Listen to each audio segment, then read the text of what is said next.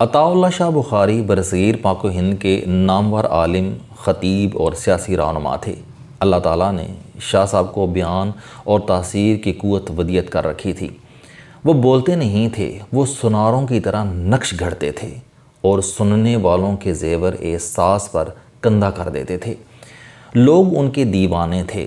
زائرین دو دو دن کا کھانا باندھ کر شاہ صاحب کا خطاب سننے آتے تھے اور شاہ جی بھی دو دو دن بولتے رہتے تھے۔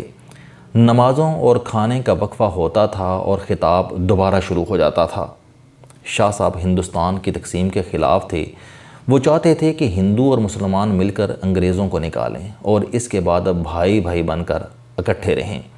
وہ اپنے خطبات میں اپنے ان خیالات کا برملا اظہار کرتے رہتے تھے، مگر لوگ خطاب ان کا سنتے تھے اور ووٹ قائد اعظم محمد علی جناح کی مسلم لیگ کو دیتے تھے۔ چنانچہ شاہ جی کی بھرپور مخالفت کے باوجود پاکستان بن گیا۔ شاہ صاحب نے پاکستان ہجرت کی اور پاکستان میں اقامت اختیار کر لی۔ وہ ملتان میں آباد ہو گئے۔ ملتان میں ایک دن کسی نے ان سے پوچھ لیا کہ شاہ جی آپ پاکستان کے مخالف تھے لیکن آپ پاکستان میں ہی آباد ہیں، کیوں؟ شاہ صاحب نے کیا خوب جواب دیا، فرمایا آپ کا بیٹا کسی خاتون سے شادی کرنا چاہتا ہو، آپ کو رشتہ منظور نہ ہو، آپ رشتے کی بھرپور مخالفت کریں، لیکن آپ کا بیٹا اس مخالفت کے باوجود شادی کر لے تو آپ کو اس کے بعد کیا کرنا چاہیے؟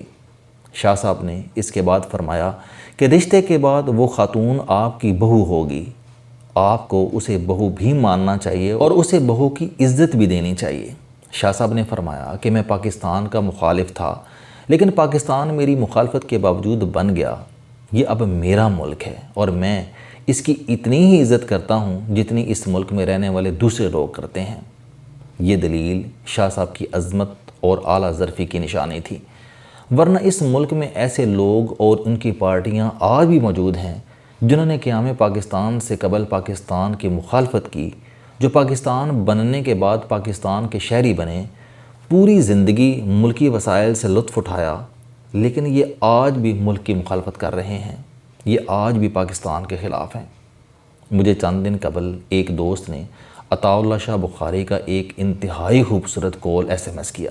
مجھے جب سے یہ کال موصول ہوا ہے میں اس وقت سے سرشاری کے عالم میں ہوں اور میں جھولی پھیلا کر شاہ صاحب کو دعائیں دے رہا ہوں۔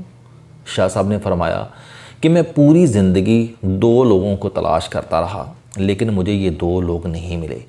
ایک وہ شخص جو صدقہ کرتا ہو لیکن اس کے باوجود مفلس ہو، اور دوسرا وہ شخص جس نے ظلم کیا ہو اور وہ اللہ تعالیٰ کی پکڑ سے بچ گیا ہو۔ یہ کال صرف کال نہیں بلکہ یہ مکمل ضابطۂ حیات ہے۔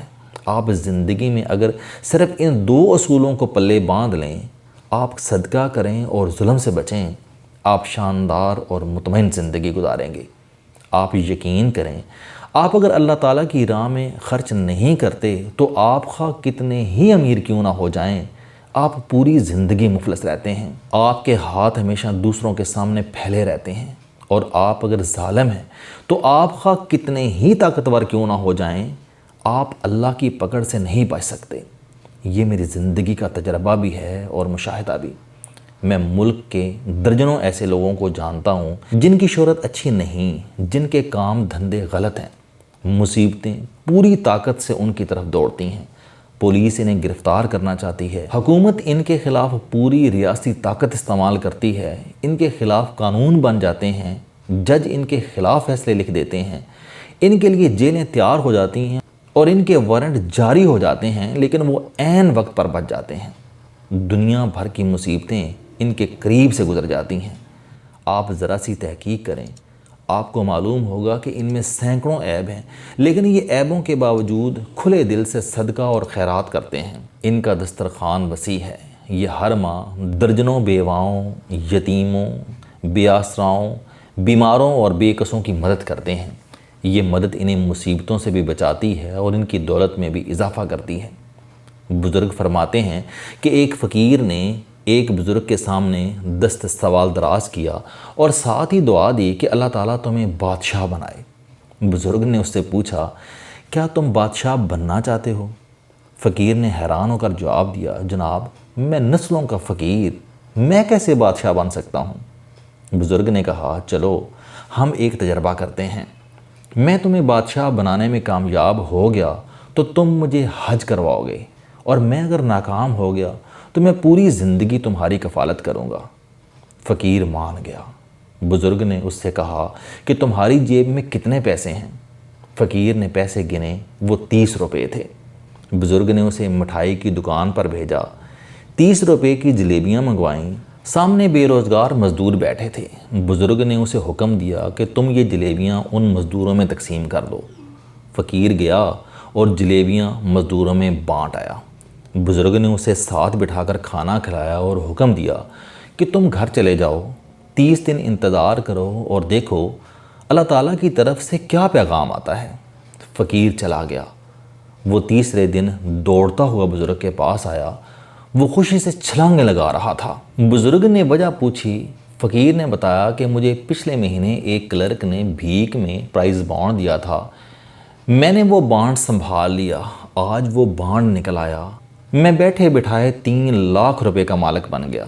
بزرگ مسکرائے اور اس سے کہا کہ یہ بانڈ تمہارا نہیں، اس کا مالک وہ ہے جس نے تمہیں یہ بانڈ دیا تھا۔ تم بانڈ کے مالک کو تلاش کرو، یہ رقم اسے واپس کر دو اور انتظار کرو اللہ تعالیٰ کی طرف سے کیا پیغام آتا ہے۔ فقیر کو یہ آئیڈیا بہت برا لگا، لیکن اس کے باوجود اس نے کلرک کو تلاش کیا اور بانڈ لے کر اس کے پاس پہنچ گیا۔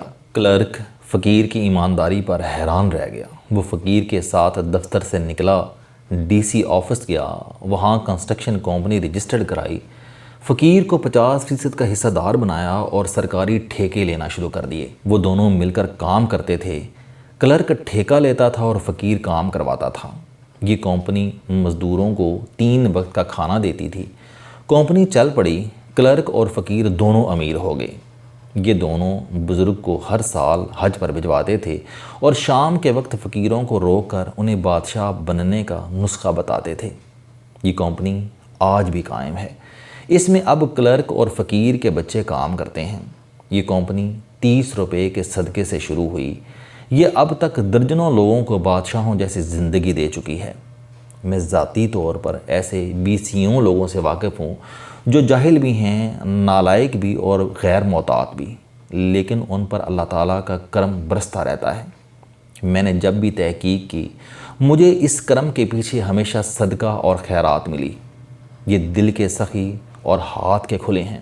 میں نے ایک اور چیز بھی مشاہدہ کی، انسان اگر صدقہ کرے اور ساتھ ہی عاجزی اختیار کر لے تو دولت بھی ملتی ہے اور عزت بھی، کیونکہ جس طرح خوشحالی کا تعلق صدقے سے ہے، بالکل اسی طرح عزت عاجزی سے وابستہ ہے۔ آپ جتنا جھکتے جاتے ہیں، آپ کی عزت میں اتنا ہی اضافہ ہوتا جاتا ہے۔ آپ اس معاملے میں اولیاء کرام کی مثال لے لیجئے۔ اولیاء کرام میں عاجزی ہوتی ہے، چنانچہ ان کے مزارات ہزار سال تک آباد رہتے ہیں۔ یہ کھلے دل اور فراغ ہاتھ بھی ہوتے ہیں، چنانچہ ان کے درباروں پر ان کے انتقال کے بعد بھی لنگر چلتے ہیں اور بادشاہ مال و متاع لے کر بھی ان کی درگاہ پر حاضر ہوتے رہتے ہیں۔ ہم اب ظلم کی بات کرتے ہیں۔ میرے بزرگ دوست شیخ عبدالحفیظ راولپنڈی کے ایک ریلوے ملازم کی مثال سنایا کرتے تھے۔ یہ صاحب راولپنڈی میں رہتے تھے۔ ملتان میں کوئی شخص قتل ہوا، مگر پولیس نے اس شخص کو گرفتار کر لیا اور اس پر قتل کا مقدمہ قائم ہو گیا۔ وکلاء اور جج جانتے تھے کہ یہ بے گناہ ہیں، لیکن وہ صاحب کہتے تھے کہ مجھے ہر صورت سزائے موت ہوگی۔ یہ پیشین گوئی سچ ثابت ہوئی۔ عدالت نے اسے سزائے موت سنا دی۔ دوست اس سے ملاقات کے لیے گئے، اس سے یقین کی وجہ پوچھی تو اس نے جواب دیا، مجھے یہ سزا ملتان کے قتل کی نہیں ملی، میں گجرانوالہ کے قتل کی سزا بھگت رہا ہوں۔ دوستوں نے تفصیل پوچھی تو اس نے بتایا کہ میں پاکستان بننے کے وقت ریلوے میں ٹی ٹی تھا۔ بھارت سے مہاجرین کی ٹرین آ رہی تھی، میں نے امرتسر سے ایک ٹرین بھری۔ ٹرین چلی تو مجھے اسٹیشن پر ایک خوبصورت لڑکی دوڑتی ہوئی نظر آئی۔ میں نے ہاتھ باہر نکال کر اسے پکڑا اور ٹرین میں سوار کر لیا۔ میں نے اسے اپنے ڈبے میں بٹھا لیا۔ وہ نئی نویلی دلہن تھی۔ فساد میں اس کا سارا خاندان مارا گیا، مگر وہ جان بچا کر گرتے پڑتے اسٹیشن پر پہنچ گئی۔ میری ٹرین نے امرتسر سے لاہور اور لاہور سے راولپنڈی آنا تھا۔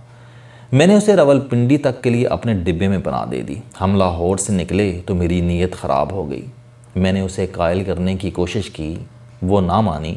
میں نے اس کے ساتھ زبردستی شروع کر دی۔ لڑکی شوق میں چلے گئی اور اس نے دروازہ کھولا اور ٹرین سے باہر چھلانگ لگا دی۔ وہ ٹرین کے نیچے آ کر مر گئی۔ میں اس دن سے احساس گناہ کا شکار ہوں۔ میں اس کا قاتل ہوں اور مجھے یقین تھا کہ میں کبھی نہ کبھی اس قتل کی سزا ضرور بھگتوں گا، اور مجھے آج وہ سزا مل گئی۔ میں پھانسی چڑھ رہا ہوں۔ میری آپ سے درخواست ہے کہ آپ صدقہ دیں، عاجزی اختیار کریں اور ظلم سے بچیں۔ اللہ تعالیٰ آپ پر خوشحالی، عزت اور پرامن زندگی کے دروازے کھول دے گا۔ یہ راز حیات ہے۔ السلام علیکم۔ آپ سٹوڈنٹ ہیں، کوئی جاب کرتے ہیں، کاروبار کرتے ہیں، یا پھر آپ گھریلو زندگی گزار رہے ہیں۔ اگر آپ اپنی زندگی کو بدلنا چاہتے ہیں تو اس چینل علم دوستی پر آپ زندگی میں کامیابی کے لیے جاوید چوہدری صاحب کے موٹیویشنل، سوشل، سیلف ڈسکوری سے ریلیٹڈ اور صحت سے متعلق بے شمار کالم سن سکتے ہیں۔ میرا دعویٰ ہے کہ یہ چینل آپ کی زندگی بدل دے گا۔ اس چینل کا مقصد اچھی باتیں معاشرے میں پھیلانا ہے، اور اچھی بات کو دوسروں تک پہنچانا صدقہ جاریہ ہے۔